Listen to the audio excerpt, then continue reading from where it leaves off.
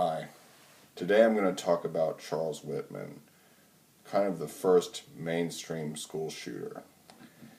In 1966, he went on to the top of the University of Austin's observation deck in the bell tower and killed a total of 16 people and wounded 31 others. He did this at a time when nobody had really heard of a school shooting, and at least it had never been national news before. He was the first school shooter to get into the double digits, a feat which would not be seen again until Columbine, about 33 years later. Anyway, what we have here is, first off, Charles Whitman was pretty much the exact opposite of everything you normally think about when you think of a spree killer. He was not some loner or loser or whatever. He was an overachiever. In fact, he was probably a superachiever. He was the youngest Eagle Scout in America at the time at 12 years old. Not only that, he was an accomplished pianist in his younger years, and he was also really good at the rifle range, thanks to his dad. However, his dad really was a tiger parent. He pushed his son to excel at pretty much everything, and he raised Charlie with an iron hand. He seemed to have a good relationship with his mom, though, although he later killed her, but we'll get into that in a minute. What we see here is he had this really domineering father, and that weighs on him, and he starts to resent his dad over the years. And eventually, when he's 18, he comes home drunk. His father throws a hissy fit and gets mad at him and beats him up and throws him in the pool.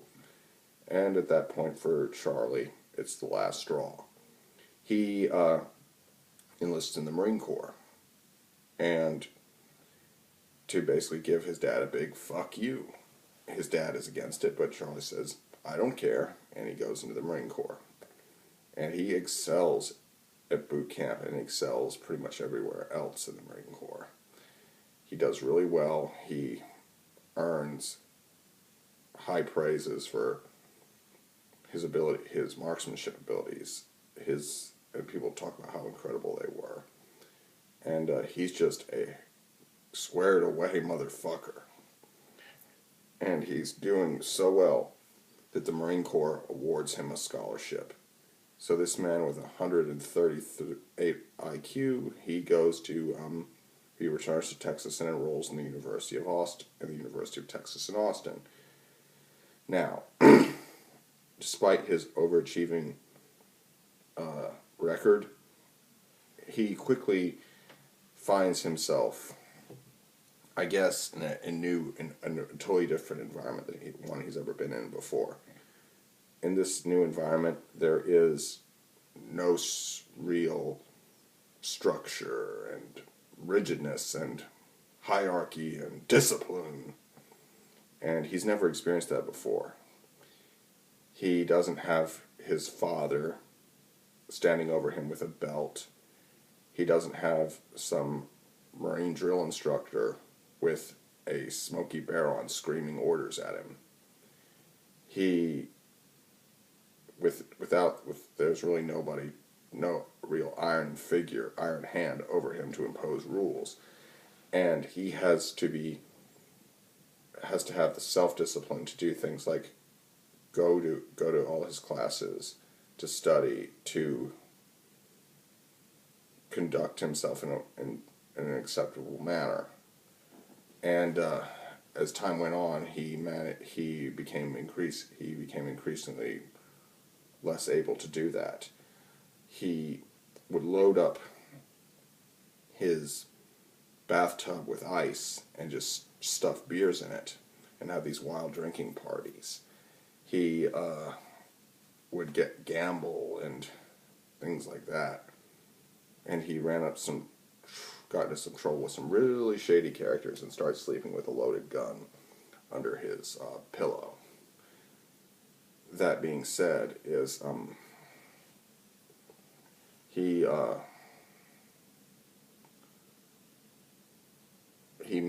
he even killed a deer and drug it into the bathroom of his school gym and gutted it.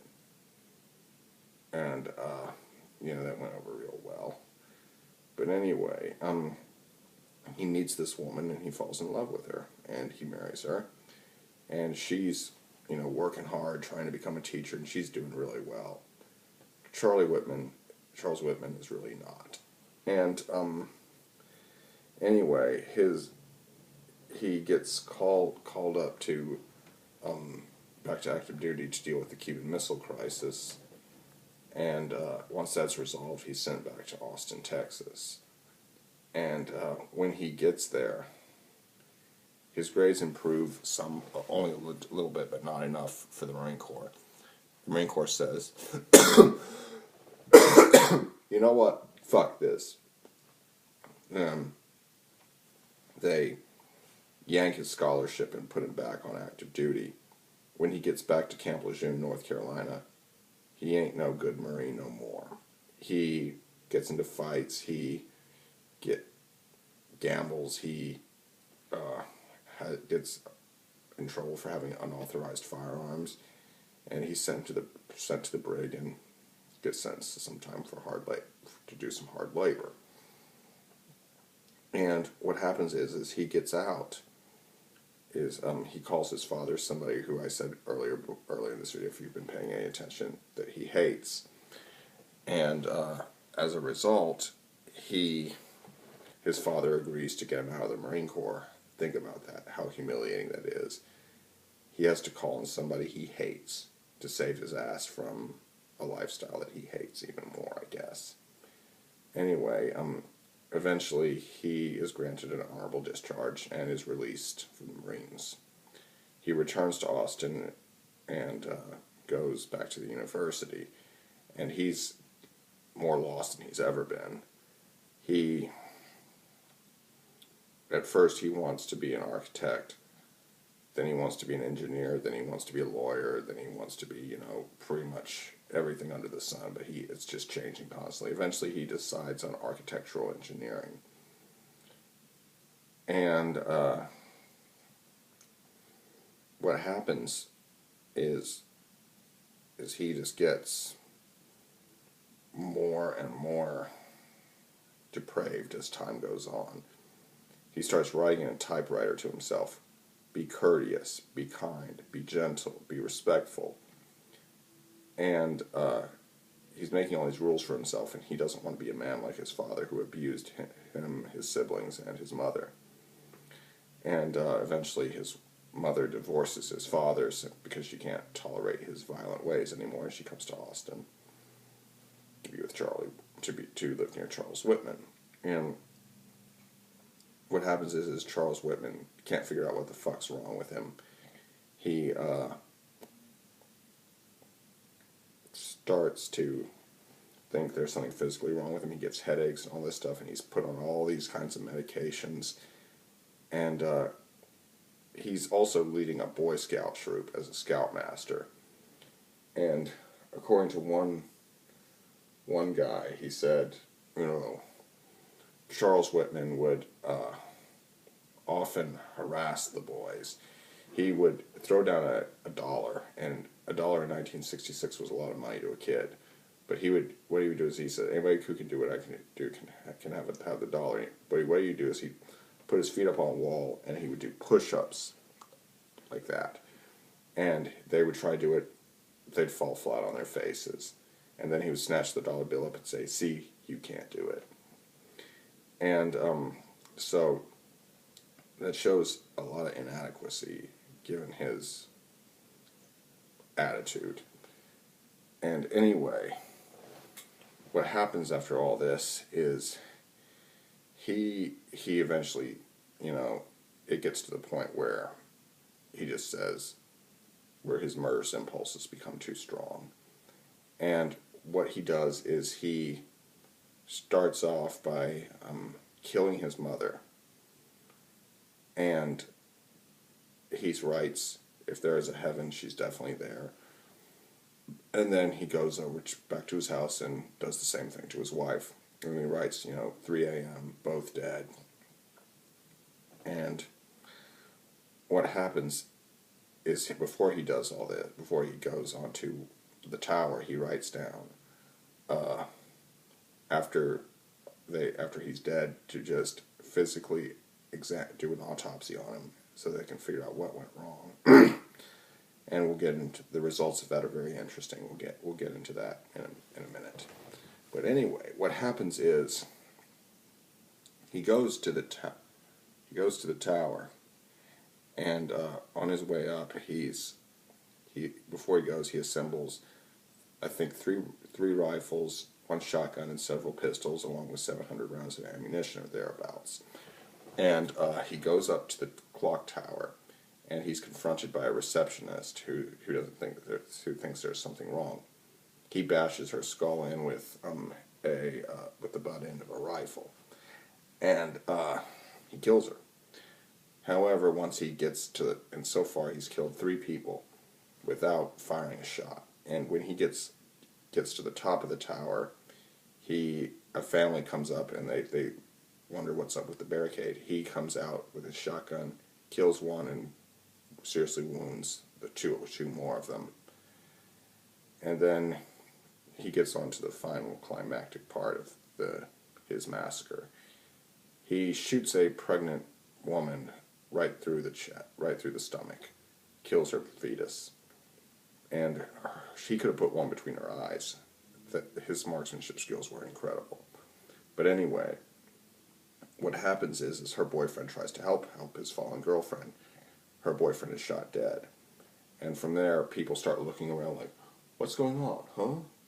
Because they can't believe what's going on. Remember, this is 1966. Nobody really knew what a spree killer really was back then. But anyway, shot after shot comes out, and people start to realize that, they shouldn't be doing this. They should be running for their lives. And anyway, he's just shooting people because, unfortunately, he's better at hitting moving targets than stationary ones. And he just racks up the kills. I mean, it's like, he killed like 17 people. One of them died 35 years later, and the death was ruled a homicide as a result of the injuries sustained in that massacre, and another 31 injured. Anyway, this goes on for a good while, and people think that they're safe from a certain distance. They aren't. This one guy who's 500 yards away is like, we're not in range. And he gets one right through the stomach and eventually dies. And people at the time, they didn't know what was going on. They thought the Black Panthers or somebody was up there shooting, because he gave the illusion that there was more than one sniper. One of the police officers that arrived on the scene said he originally thought there were at least 3 snipers up there. But anyway, after 94 minutes of mayhem, the police eventually get up there with one civilian, and they shoot him dead. And an autopsy is done, and they find a malignant tumor on his brain. And so the tumor was on his frontal lobe. So that could have come as part of his aggression and things like that. It could have contributed to it greatly. And that being said, his goal seemed to be to humiliate his father, who I said before he hated. And he wanted all the microphones and cameras to be placed on him. That's why he probably killed his mother and wife, because he wanted his father to live with that anguish.